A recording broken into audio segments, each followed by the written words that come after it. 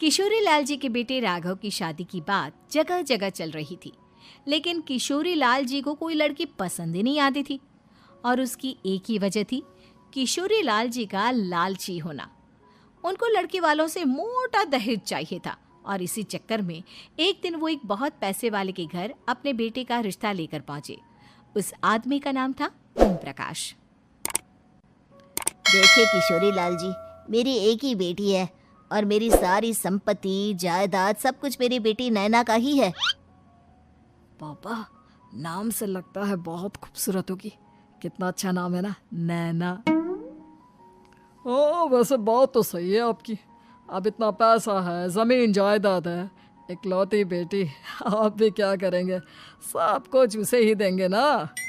बिल्कुल ठीक पहचाना आपने। बस बेटी की शादी और सारी जायदाद उसके नाम। पापा, बिना देखे हाँ कर दीजिए ना। इतना अच्छा रिश्ता फिर कहाँ मिलेगा? माला माल हो जाएंगे हम। मैं अपनी बेटी को बुलाता हूँ। अरे नहीं नहीं नहीं नहीं, आपकी बेटी का नाम नैना है, सुनकर ही लगता है बहुत सुंदर होगी। रहने दीजिए अंकल, मैं तो आपकी बेटी के नाम से ही इतना खुश हो गया हूँ कि उसे बिना देखे शादी करने को तैयार हूँ। अब तो मैं उसका चेहरा सीधे शादी के बाद ही देखूंगा। और इस तरह राघव नैना का चेहरा नहीं देखता और उससे शादी कर लेता है। शादी के बाद अपनी सुहाग रात पर जब राघव नैना का घूंघट उठाकर देखता है तो नैना की आंखें बंद थी। कितने खूबसूरत हो तुम नैना, जरा अपनी आंखें खोलकर मेरी तरफ देखो तो सही। नहीं, मुझे शर्म आती है। अरे, मैंने तुम्हें शादी से पहले भी नहीं देखा और अब अगर तुम आंखें खोलकर मुझे देखोगी भी नहीं तो मुझे अच्छा कैसे लगेगा? इससे पहले कि नैना अपनी आंखें खोलकर राघव की तरफ देखती, अचानक से लाइट चली गई और राघव नैना को पूरी तरह से देख भी नहीं पाया। अगली सुबह नैना राघव के लिए नाश्ता बनाकर लेकर आई। अरे ये क्या, आधा पराठा सेका हुआ है और आधा बिल्कुल कच्चा। ये तुमने क्या किया नैना? बहू, तुमने क्या आधा पराठा तवे से नीचे लटका कर रखा था जो आधा सेका है और आधा कच्चा? मुझे जितना दिखेगा उतना ही तो सीखूंगी ना पापा जी। जहाँ जहाँ मुझे नजर आ रहा था वहाँ मैंने सीख लिया, जहाँ जहाँ नहीं दिखा वहाँ कच्चा रह गया होगा। इसका क्या मतलब है? ये कैसा मजाक कर रही है तुम? अरे बहू, तुमने इतना लंबा घूंघट क्यों लगाया हुआ है? देखो, हमारे घर में बहुओं को बेटी की तरह रखा जाता है और फिर तुम तो इतना सारा माल लेकर आई हो। देखो, ये घूंघट डालकर रखने की कोई ज़रूरत नहीं है। हाँ नैना, पापा जी ठीक कह रहे हैं, तुम तो आराम से रहो, अपना ही घर समझो। नैना अचानक से अपना घूंघट उठा लेती है। अरे ये क्या पापा, नैना की तो एक आंख फूटी हुई है। नाम से नैना, लेकिन ये तो कानी बहू निकली। मेरे साथ धोखा हुआ है, धोखा।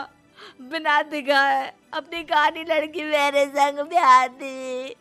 मुझे कहानी भी नहीं चाहिए। मुझे अभी ओम प्रकाश जी से बात करनी पड़ेगी। आखिर उन्होंने मेरे साथ ऐसा किया क्यों? अरे, आप लोगों ने ही तो पापा से कहा था कि आप लोग शादी से पहले मुझे देखना नहीं चाहते। अब मेरे पापा पर क्यों इल्जाम लगा रहे हैं? अरे लेकिन उन्हें बताना तो चाहिए था ना कि तुम कहानी हो, एक आंख से तुम्हें दिखाई नहीं देता। किशोरी लाल और राघव नाराज होकर ओम प्रकाश को अपने घर बुलाते हैं। पापा जी, ये आपने क्या किया? शादी से पहले बताया क्यों नहीं कि नैना की आंखों में परेशानी है? अरे, आप ही ने तो लड़की देखने से मना कर दिया था। अरे लेकिन आप बता तो सकते थे। आपको तो हमारी बेटी की प्रॉपर्टी चाहिए थी, वो भी पूरी की पूरी। अब क्या हुआ अगर उसे आधा दिखाई देता है? प्रॉपर्टी तो आपको पूरी मिल गई ना। अरे ये क्या बात हुई? मेरी शादी प्रॉपर्टी से नहीं, आपकी बेटी से हुई है। अब ये तो पहले सोचना चाहिए था, तब तो मेरी प्रॉपर्टी देखकर तुम्हारी जुबान लप लपा रही थी। लेकिन मैं कानी लड़की को अपनी बीवी बनाकर नहीं रख सकता। पापा, कुछ करिए ना आप। हाँ, करता हूँ। देखिए ओम प्रकाश जी, आप हमारे साथ ऐसा नहीं कर सकते। और तुम देखो, अगर तुमने मेरी बेटी से शादी तोड़ी ना तो जो भी प्रॉपर्टी मैंने तुम्हें दी है वो तो पूरी की पूरी वापस ले ही लूँगा और आधी प्रॉपर्टी तुम्हारी भी लूँगा। अरे मेरी आधी प्रॉपर्टी भला क्यों लेंगे आप?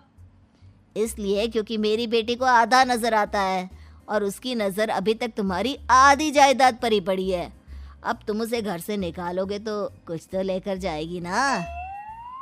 और अगर हम आपकी बेटी को अपने घर की बहू बनाकर रखे तो? तो तुम्हारी पूरी प्रॉपर्टी तुम्हारी ही रहेगी और जो मैंने तुम्हें दिया है ना उसमें से बस मैं आधा लेकर जाऊंगा। अरे लेकिन अब आप अपनी दी हुई प्रॉपर्टी में से आधी वापस क्यों लेकर जाएंगे? अगर मैं आपकी बेटी को अपनी पत्नी बनाकर रखने को तैयार हूं तो? इसलिए ताकि भविष्य में अगर तुम मेरी बेटी को धोखा दो तो उसके पास कुछ तो रहे जो पति का हो। वैसे मेरे पास तो बहुत कुछ है लेकिन अपने पति की कोई निशानी तो उसके पास होनी चाहिए ना।